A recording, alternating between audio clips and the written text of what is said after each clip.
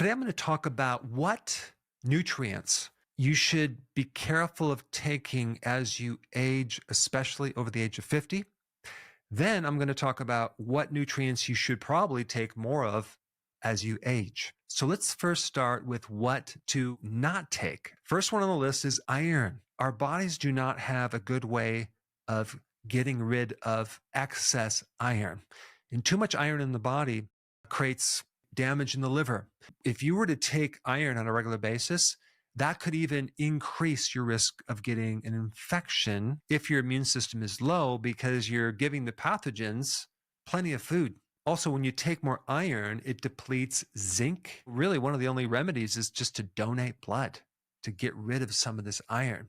Now, if someone's female and they're menstruating, they're constantly getting rid of blood every month. But in any situation that someone's anemic, I would recommend to get your iron from like red meat, liver, grass-fed liver pills, or spleen extract. The next mineral we're going to talk about is calcium. Far too many people are taking too much calcium. We develop a lot of extra calcium that builds up in the arteries, and the calcium could also build up in the kidneys as well. Just think about like people that have high blood pressure. What do they take? They take a calcium channel blocker. Now, the other point about calcium is that I do recommend a lot of vitamin D because it's very, very important. But one of the side effects of vitamin D in higher amounts is hypercalcemia. What is that? That's too much calcium in the blood. Now, I recommend taking high doses of vitamin D3 if you have autoimmune problems or you have a lot of inflammation because we're trying to prevent too much calcium in the blood.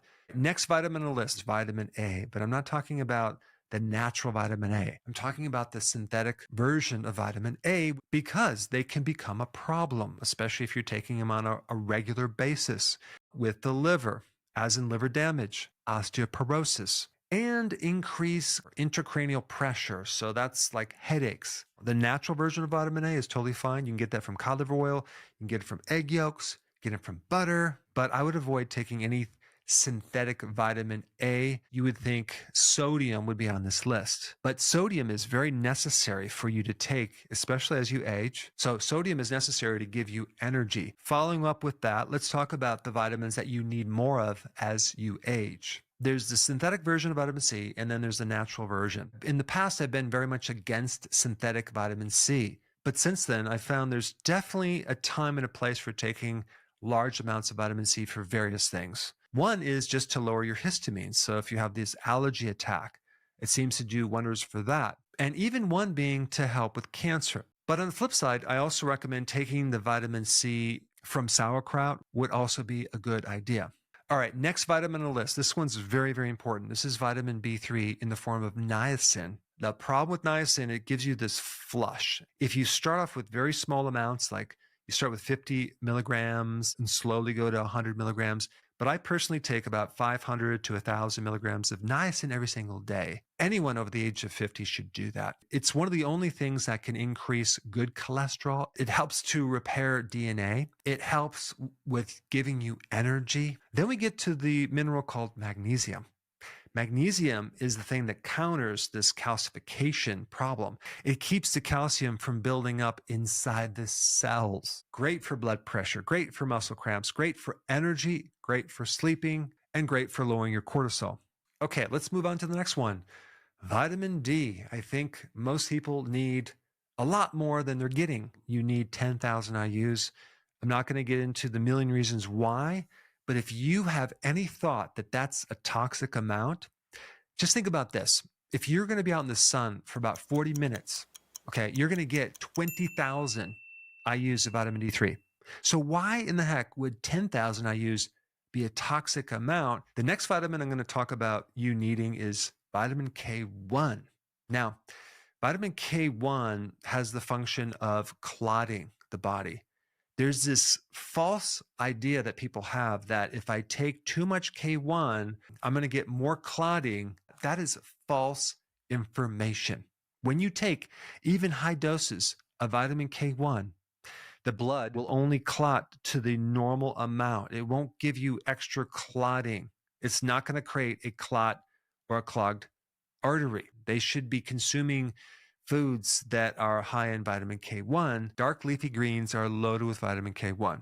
The last vitamin that I'm going to recommend taking is vitamin K2. It not only helps you mobilize calcium and keep calcium in the bone where it should be, but it also has other benefits too for energy to support the mitochondria. Hey, before you leave, I just wanted to give you a little quick history on some of the books that I wrote. This was one of the first books. It's called Dr. Berg Body Shapes. It was my attempt at writing about body types. What was very interesting about this book is I actually did all the images myself. Don't ask me why. They look actually not quite as professional as some of the images that I have in the new book. But anyway, this is my first attempt right here called Dr. Berg's Body Shape Diets. And then I wrote a book more extensive called The 7 Principles of Fat Burning. I don't even have a copy anymore, actually, because it's outdated. The next book, I put about 1,000 hours into this one right here called The New Body Type Guide. Major updates on the body types. I put a lot of energy into this. It has professional images, graphics, all sorts of things. Now, the problem with this book is it doesn't really describe what this is really about. Body types are only a small portion of what's in this book. And that's why I changed the name to the Healthy Keto Plan, okay? If you happen to have this book, you don't really need this book because there's some only very, very minor updates. But if you don't have this, you need to get this one right here. This book goes into every single detail that you would ever want to know about. It goes into the 7 principles of fat burning. It goes into hormones, the body types, the basic keto plan. It goes into intermittent fasting. I talk about the 10 fat burning triggers and blockers and fat burning strategies with a lot of details in every single chapter. I go into body issues that interfere with losing weight.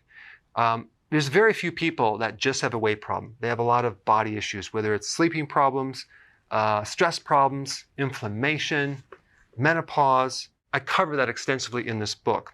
Then I talk about how to get rid of stress, and I show you a technique. Then I get into exercising. And then I have a lot of really good recipes in this book as well. So this is a good reference guide. On my website, if you get this book, you get this one free. It's called Healthy Keto Intermittent Fasting. This is the shortcut, quick guide to this book. And the reason I created this book is to have you, within 45 minutes, learn how to do keto, okay, in intermittent fasting, exactly what you need to do. Then you can fill in the blanks with this book right here. So right now I'm doing a special. If you get this book, you get this one totally free, or you can go to Amazon and get these individually.